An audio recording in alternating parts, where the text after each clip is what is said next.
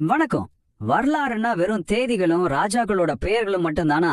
கண்டிப்பா இல்ல. அது ஒரு பெரிய மர்ம கதை.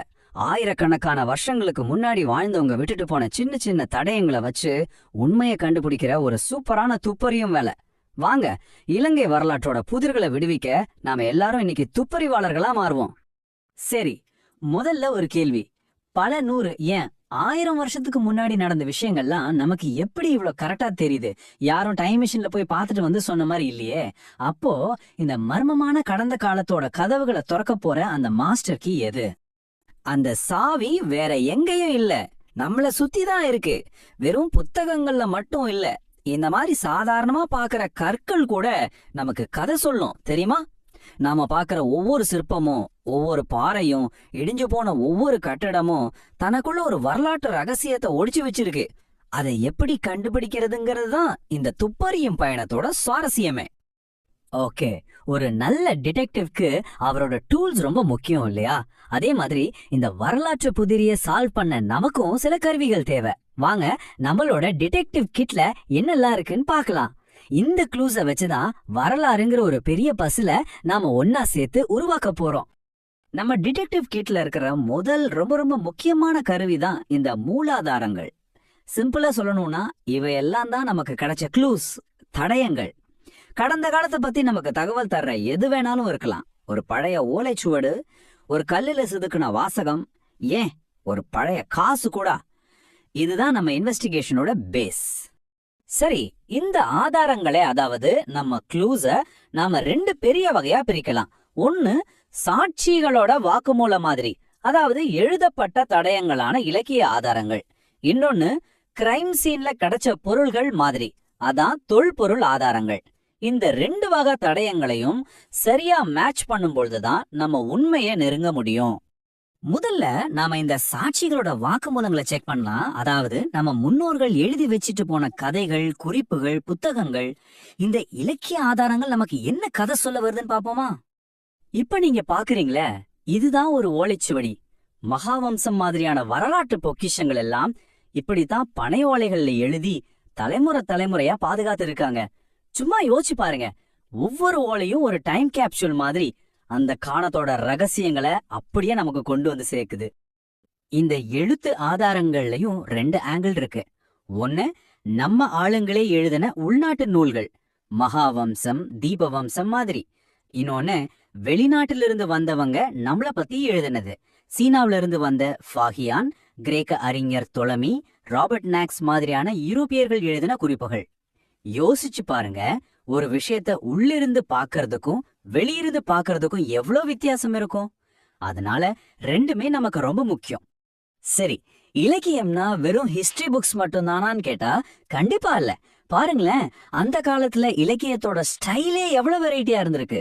மயில் மூலமா மெசேஜ் அனுப்பின கதைகள், அரசர்களை ஓவரா புகழ்ந்து பாடின பாட்டு, போரோட பயங்கரத்தை சொல்ற காவியங்கள்னு இதுலெல்லாம் வெறும் கதை மட்டும் இல்ல, அந்த காலத்து மக்களோட ஃபீலிங்ஸ், அவங்க நம்பிக்கை, அவங்க லைஃப் ஸ்டைல் எல்லாமே இருக்கு. ஆனா இங்கதான் ஒரு ட்விஸ்ட், ஒரு முக்கியமான கேள்வி வருது. ஒரு சாட்சி சொல்ற எல்லாத்தையும் நம்மால அப்படியே நம்ப முடியுமா? முடியாது இல்லையா? அதே மாதிரிதான் எழுதின எல்லா வார்த்தையும் அப்படியே ஏத்துக்க முடியாது. ஒரு டிடெக்டிவ் மாதிரி நாமளும் யோசிக்கணும். இதை எழுதினது யாரு, அவரோட நோக்கம் என்ன? ஒருவேளை ராஜா கிட்டேந்து பரிசு வாங்கறதுக்காக அவரை பத்தி நல்லதா மட்டுமே எழுதியிருக்கலாம்ல. அதனால இந்த வாக்கு மூலங்களை நம்ம ரொம்ப உஷாரா கவனமா ஹேண்டில் பண்ணணும். சரி, சாட்சிகளோட வாக்குமூலத்தை எல்லாம் பார்த்தாச்சு. இப்போ நாம நேரா கிரைம் சீன்கே போக போறோம். இங்க வார்த்தைகள் பேசாது, பொருள்கள் பேசும். அதுதான் தொல்பொருள் ஆதாரங்கள். இது டைரக்ட் எவிடன்ஸ், மறுக்கவே முடியாத வாயில்லாத சாட்சிகள். இந்த மாதிரி தடயங்கள்ல என்னெல்லாம் இருக்கு தெரியுமா? ராஜாக்களோட ஆர்டரை செதுக்கின கல்வெட்டுகள், அந்த காலத்துல மக்கள் யூஸ் பண்ண காசுகள், ஒரு முழு நகரமே எப்படி வாழ்ந்து அழிஞ்சு போச்சுன்னு காட்டுற இடிபாடுகள், அவங்களோட டேஸ்ட காட்டுற பெயிண்டிங்ஸ், சிற்பங்கள்னு அடேங்கப்பா ஒரு பெரிய பொக்கிஷ புதையலே இருக்கு. இப்போ இந்த ரெண்டு படங்களையும் பாருங்களேன். ஒரு பக்கம் ஒரு கல்வெட்டு, இதுல ராஜாக்களோட ஆணைகள், கோயிலுக்கு கொடுத்த டொனேஷன்ஸ் பத்தின டீடைல்ஸ் எல்லாம் இருக்கும். இன்னொரு பக்கம் ஒரு தங்க நாணயம், இது அந்த காலத்தோட எக்கானமி, அப்போ ரூல் பண்ண கிங் யாரு, அவரோட சின்னம் என்னன்னு எவ்வளவு சீக்ரெட்ஸ சொல்லுது பாருங்க.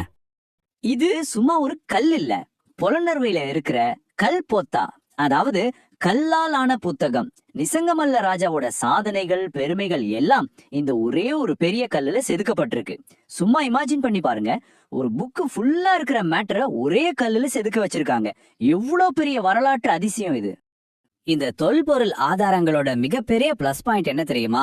இதுல யாருடைய பர்சனல் ஒப்பீனியனும் இருக்காது. ஏன்னா இது பெரும்பாலும் அந்த சம்பவம் நடக்கும் போதே உருவாக்கப்பட்ட ஒரு டைரக்ட் எவிடன்ஸ்.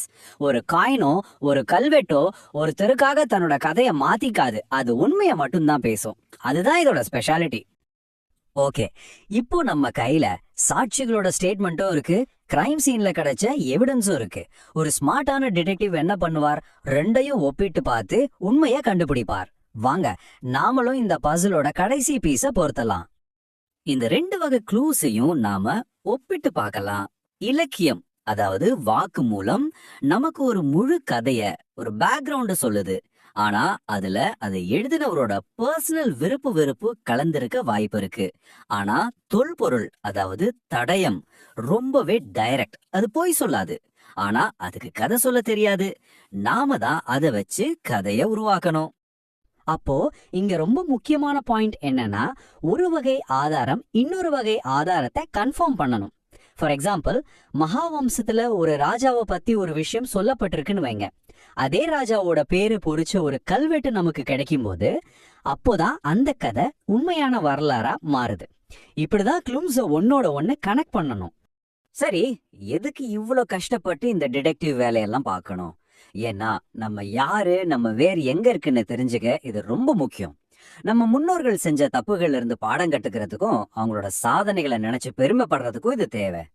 எல்லாத்துக்கும் மேல யார் என்ன சொன்னாலும் அப்படியே நம்பாம ஏன் எப்படின்னு கேள்வி கேட்கிற கிரிட்டிக்கல் திங்கிங் ஸ்கில்ல இது நமக்கு கொடுக்குது. இது வெறும் கடந்த காலத்தை பத்தினது இல்ல, நம்ம நிகழ்காலத்தையும் எதிர்காலத்தையும் உருவாக்குற ஒரு பாடம்.